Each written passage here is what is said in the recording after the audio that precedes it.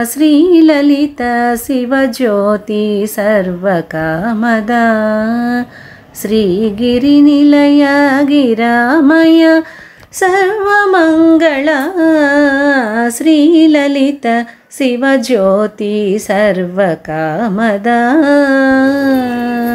శ్రీ గురుభ్యో నమః. శ్రీమాత్రే నమః. భగవద్భక్తులందరికీ నమస్కారం.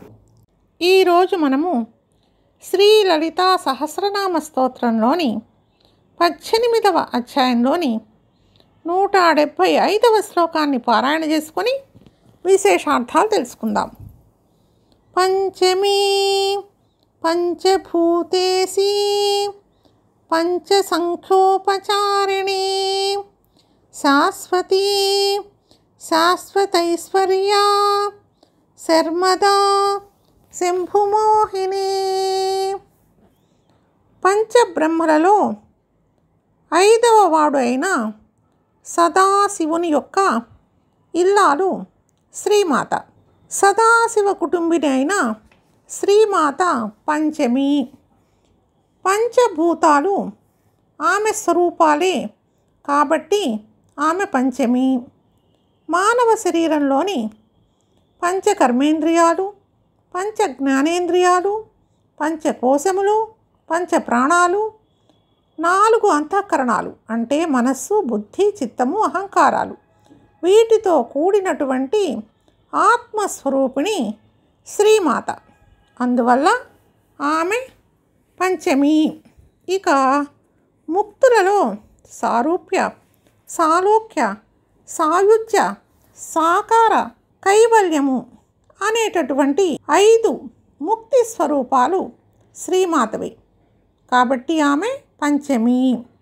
ఇక పంచభూతేసి, పంచభూతాలకు ఈశ్వరి అయిన తల్లి శ్రీమాత. పూర్వం దేవతలు కానీ, దానవులు కానీ, మానవులు కానీ ఎవరైనా సరే పంచభూతముల సాక్షిగా అంటూ దేవి దైవ స్వరూపాలను మనస్సులో పెట్టుకొని ప్రతిజ్ఞలు చేసేవాళ్ళు.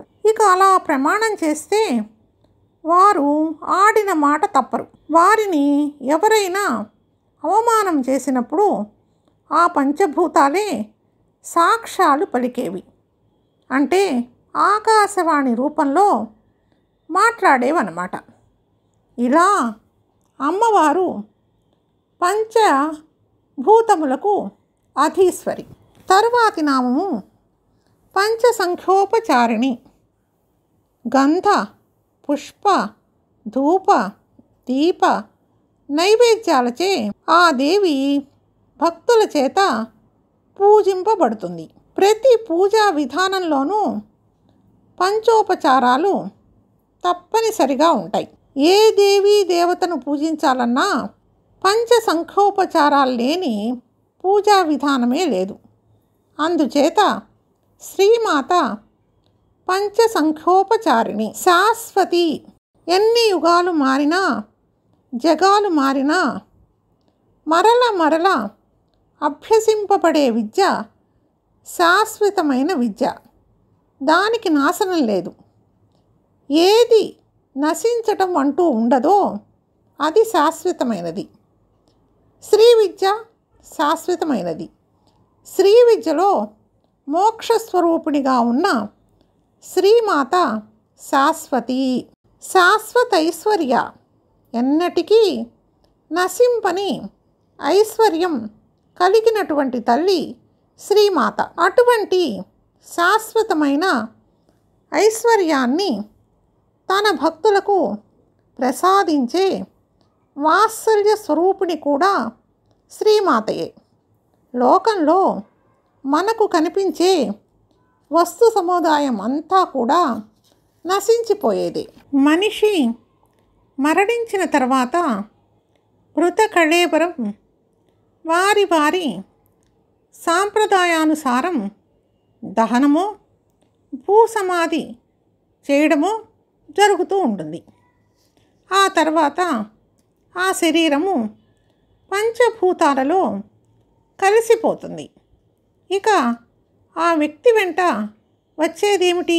ఈ మనుష్యులు ఈ జన్మలో అనుభవించినటువంటి భోగాలు, ఐశ్వర్యం అన్నీ క్రితం జన్మ తాలూకు సత్కర్మల, దైవీ యోగం యొక్క ఫలితాలు.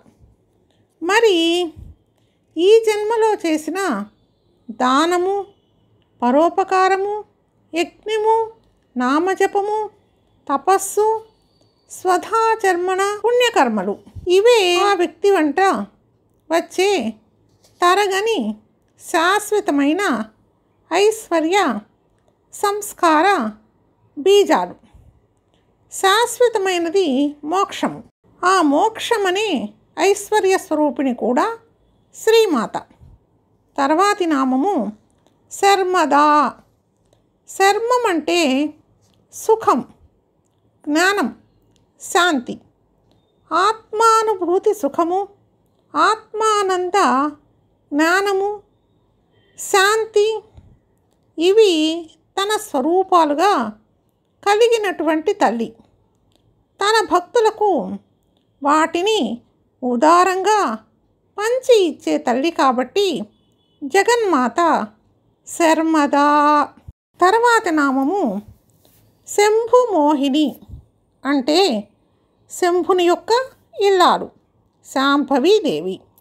అలాగే శాంభవి విద్యాస్వరూపిణిగా, శాంభవి ముద్రాస్వరూపిణిగా మహాయోగీశ్వరుడైన శంభుని మోహింపజేసిన విష్ణుమాయా మోహిని స్వరూపంగా శ్రీమాత విలసిల్లుతూ ఉంటుంది కాబట్టి ఆమె శంభుమోహిని.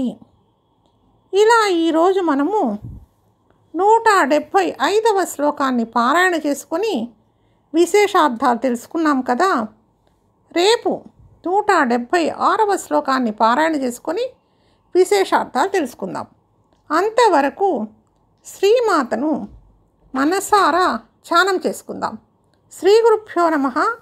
శ్రీమాత్రే నమః. జగముల చిరునగవుల పరిపాలించే జననీ, అనయము మము కనికరమున కాపాడే జననీ, మనసే నీవశమై స్మరణమే జీవనమై, మనసే నీవశమై స్మరణమే జీవనమై, మాయని వరమీయవే పరమేశ్వరి మంగళనాయకి, శివజ్యోతి సర్వకామదా. అందరికన్నా చక్కని తల్లికి సూర్యహారతి, అందాలేలే చల్లని తల్లికి చంద్రహారతి, రవ్వల తళుకుల కనక జ్యోతుల కర్పూరహారతి, సకల నిగమ వినుత చరణ శాశ్వత మంగళహారతి, శ్రీలలిత శివజ్యోతి సర్వకామదా. శ్రీగిరినిలయ గిరామయ సర్వమంగళ, శ్రీలలిత శివజ్యోతి సర్వకామదా.